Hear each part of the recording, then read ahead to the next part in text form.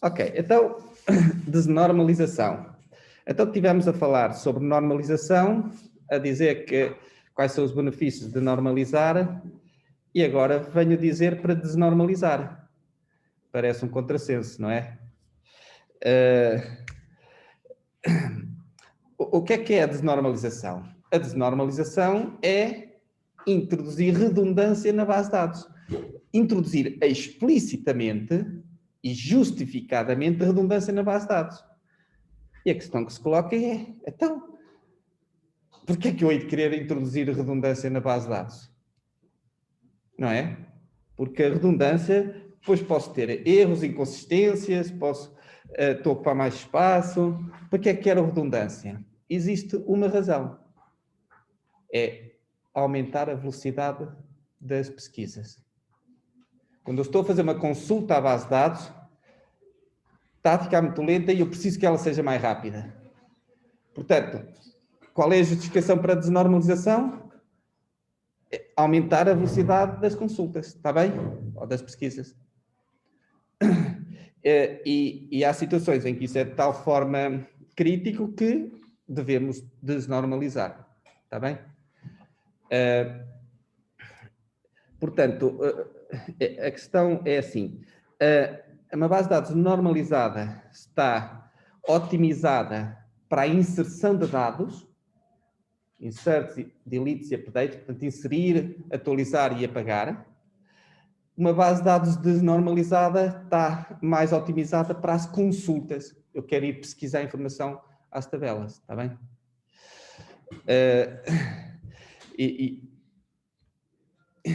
E uma frase que eu acho muito interessante relativamente à desnormalização é esta, que é normalize it until it hurts and then denormalize it until it works. Portanto, vamos normalizar ao máximo a base de dados, foi aquilo que eu espero que vocês tenham feito, e agora vamos desnormalizar até funcionar. Porquê? Porque, estando muito normalizada, pode tornar alguns aspectos da base de dados mais lentas, então nós vamos desnormalizar para que aquilo funcione, para que funcionar no sentido que dê uma resposta mais rápida às consultas, está bem? Então, como é que nós podemos desnormalizar? Para já é assim, nós estamos a criar redundância na base de dados. Então, essa desnormalização tem que ser justificada e tem que ser assinalada. Vocês têm que chegar lá e dizer, no ER, este campo está desnormalizado. Porquê? Por causa de... É para aumentar a velocidade de qualquer coisa, está bem? E tem que estar identificado, que é para quem está a ver o modelo não pensar que aquilo é um erro, um lapso que houve, está bem? Ok. Há vários tipos de desnormalização. Tenho aqui 4. Nós vamos falar de 2, está bem? Que é adição de coluna redundante e adição de coluna derivada. São estes os únicos tipos de desnormalização que eu quero que vocês façam, está bem? E peço uma. Cada um de vocês vai colocar no seu modelo AR uma desnormalização. E vai identificá-la, está bem? E vai dizer de que tipo é que é. Se é por adição de coluna redundante, se é por adição de coluna derivada, está bem? Então vamos ver o que é isto. Bem, para já é por adição de uma coluna. Ou seja, vocês têm uma tabela, alguns, e vai ficar lá com mais uma coluna, certo? Então vamos ver. Eu tenho aqui um exemplo de desnormalização por adição de coluna redundante. Para já ainda não está cá a coluna redundante, mas vamos tentar compreender o exemplo que aqui tenho. Eu tenho aqui uma tabela com os livros, tenho o ID do livro, tenho o nome do livro e até tenho o preço do livro. Está bem? E tenho na tabela de cima aquela... É como se fossem as linhas de venda. Está bem? Tenho o ID do livro, tenho o ID da venda ou o ID da fatura e tenho a quantidade que foi vendida e a data. Está bem? Estão a perceber? São exemplos aqui muito simples, mas só para perceber. Estão a ver isso? Percebem esse funcionamento? Então, vamos lá ver. se eu quiser saber, para o livro X 9.990, quantos livros é que já foram vendidos neste ano, supondo que o ano é 2014, e que a tabela que está em cima está completa, qual era o valor que vocês diziam? Eu quero saber quantos livros é que já foram vendidos. O que é que vocês faziam? A soma de quê? Então digam lá, são poucos valores, dá para fazer a cabeça. 20 mais 1 mais 5. Tá? 26, certo? E diz eu, 26, ok. Pronto, é esse o processo. Agora, qual é o problema? A tabela de cima, de facto, é muito grande. Há muitos livros. Eu preciso saber, muitas vezes, quantos livros é que já foram vendidos. E isso obriga-me a ter que andar por aquela tabela que já é muito grande e estar a fazer essa conta, um cálculo que ainda por cima pode demorar algum tempo. E na realidade está a demorar muito tempo. Estão a perceber o problema? Sim. Como é que eu consigo melhorar o desempenho desta minha pesquisa, desta minha consulta? Eu quero tornar isto mais rápido. Será que se a gente adicionar uma coluna com a quantidade indicada à tabela do livro? Exatamente. É precisamente isso que vamos fazer. Aliás, eu disse isso, mas não é isto que eu quero fazer aqui. Essa é uma. Eu aqui era outra. Já estou a baralhar isto. Aqui, essa aí não, podemos fazer. Já que começaste por essa, vamos por aqui. Pronto. É o mesmo. Tenho aqui. Começo pela coluna. Pronto, então fizemos isso. Eu precisava de saber quantas vendas é que tinha feito e segui precisamente esse conselho, que é, na tabela do livro, acrescentei mais uma coluna com o total das vendas desse ano. E cá está. Ou seja, se eu agora quiser saber quais são as vendas deste ano de um livro, é instantâneo. Chego lá e leio. No entanto, isto é uma coluna, chama-se coluna derivada. Houve aqui introdução de redundância de dados. Eu não precisava de colocar lá, eu consigo calcular pela tabela de cima. Portanto, aqui até estou a ocupar mais espaço. A consulta ficou muito mais rápida, mas temos aqui anomalias que podem ser introduzidas pelo facto de eu ter colocado esta coluna. Está bem? Portanto, a primeira situação é ver que coluna é que eu posso colocar desnormalizada. Neste caso, por adição de uma coluna derivada. Derivada porquê? Porque deriva de um cálculo. Está bem? Não é exatamente uma outra coluna. Eu tenho que fazer um cálculo com valor de outra coluna ou misturar várias colunas. Está bem? Então, que problemas é que nós aqui temos? Então, eu digo, nós temos, numa base de dados, temos 4 operações, que é uma de consulta, um de inserir dados, atualizar dados ou eliminar dados.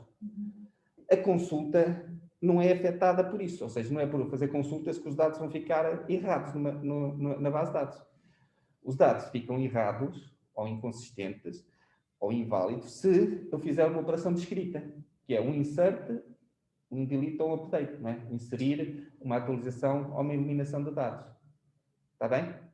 Então nós, quando introduzimos, isto é muito importante, tem a ver com o vosso trabalho, nós quando introduzimos esta coluna derivada, temos que analisar, será que eu colocar aqui aquela coluna, o que é que vai acontecer quando eu faço um insert?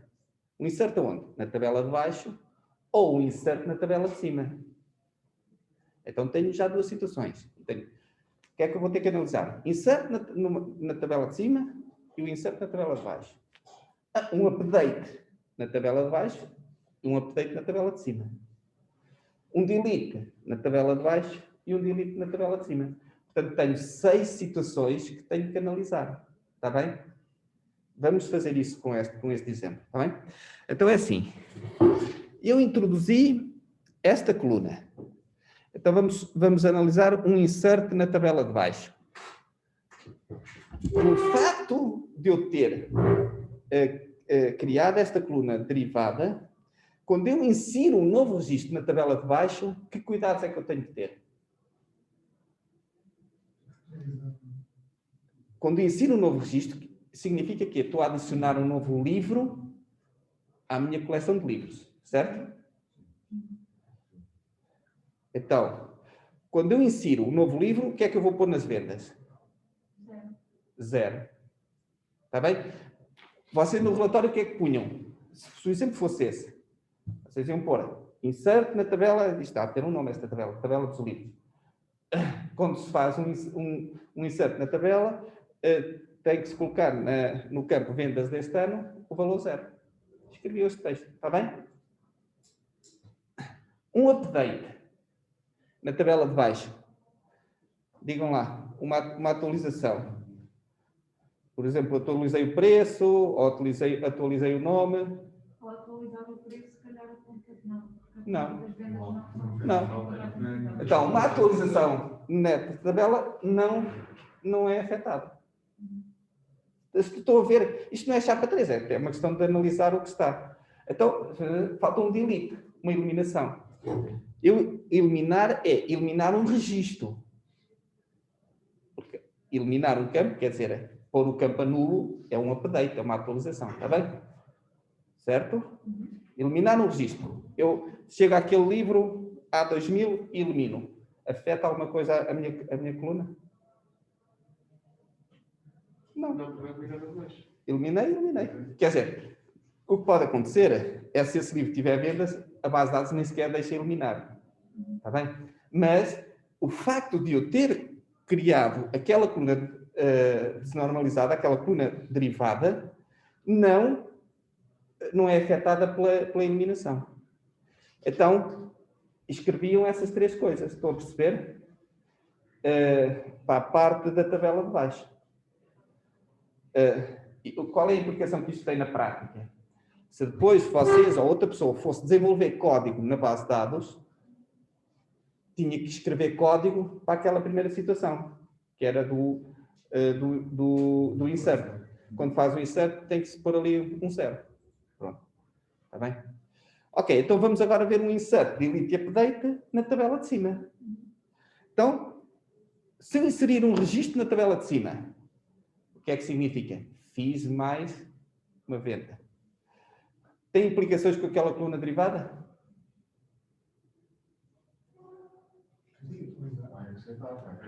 Sim. De que forma? A quantidade vendida que ficou nesse insert tem que ser acrescentada ao livro respectivo da tabela de baixo. É ou não é? Pronto. Então, escreviam isso. Está bem? Estão a perceber? Um update. Se o update for na quantidade, porque eu posso atualizar só o ID da venda ou a data. A data só se passasse de ano, vai. Mas se eu alterar a quantidade, se eu fizer um update da quantidade, eu tenho que refletir essa mesma alteração na tabela de baixo da mesma forma, não é? Se eu acrescentei X livros de venda, tenho que acrescentar X. Se eu estou a retirar, tenho que retirar, certo? Seria o update. E o delete afeta a de baixo ou não? Da mesma forma. Da mesma forma. Se eu estou a eliminar a quantidade que lá estavam, tenho que retirar da coluna derivada. Pronto. E então analisámos isto para essas 6 situações. E temos as indicações que, para quem for desenvolver a aplicação, já sabe que tem que desenvolver código na sua aplicação para ter isso em conta. E está ali claro. Não foi um esquecimento na base de dados. Estão a perceber? Não. Está ali, está uma desnormalização. Foi pensada para aumentar o desempenho. No entanto, temos que lidar com a redundância. Como? Em termos de código, temos que ter cuidado com estas situações. Porque se não tivermos este cuidado, a base de dados fica inconsistente, certo? A gente, havendo alterações, depois os dados que estão de um lado não batem com os outros. Estão a perceber? Perceberam isso, certo? Parece óbvio, mas tem que haver este cuidado. O problema é que depois, às vezes, fazem-se base de dados com alterações destas e depois não se tem em conta todos estes aspectos, está bem? Perceberam a adição de uma coluna derivada? Resulta de um cálculo? Pronto. Então vamos ver a outra situação, que é a seguinte. Portanto, é o mesmo tema, só que o que acontece é o seguinte: eu, quando consulto a tabela das linhas da venda, eu quero sempre saber qual é o nome do livro. E isso está sempre muito lento. Me obriga a ir à tabela do livro, ver o nome. Está bem? Obriga-me a ir a outra tabela. E isto já está numa consulta que estou a ir a muitas tabelas e isto está-me a atrasar muito a minha base de dados. Como é que eu melhoro a velocidade? Vou agora sim acrescentar uma coluna redundante. Aonde? Na tabela de cima. Vou lá colocar o quê?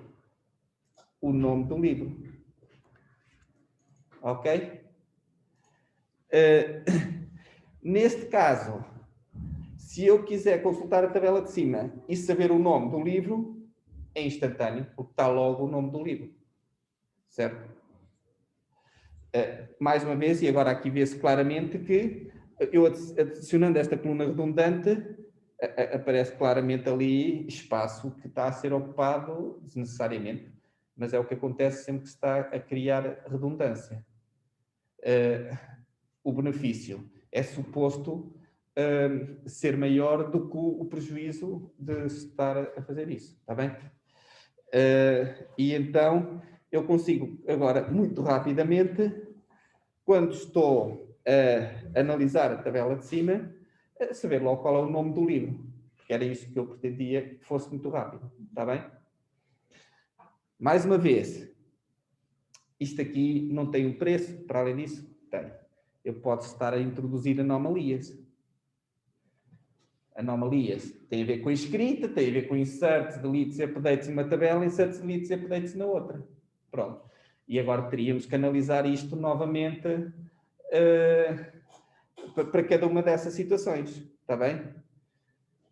Por exemplo, podemos fazer outra vez, rapidamente. Na tabela de baixo, faço um insert afeta a de cima? Não. Estou a inserir um livro novo, não tem vendas nenhumas, portanto não há problema. Faço um update na de baixo, afeta a de cima?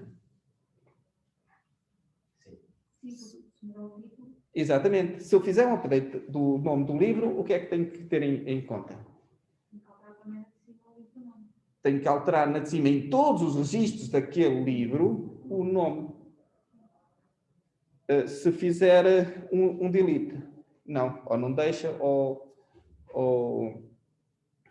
eliminando, eliminei. Agora vamos para a tabela de cima. Se eu fizer um insert, a coluna redundante afeta-me?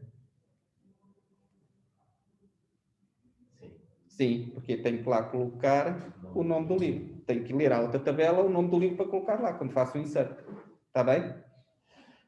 Um delete? Não. E um update? Também não. Um update... atenção, um update. Agora vocês podem dizer, ok, se for uma atualização do nome do livro na tabela de cima, vocês ó dizem, impede-se fazer isso, não se deixa fazer isso.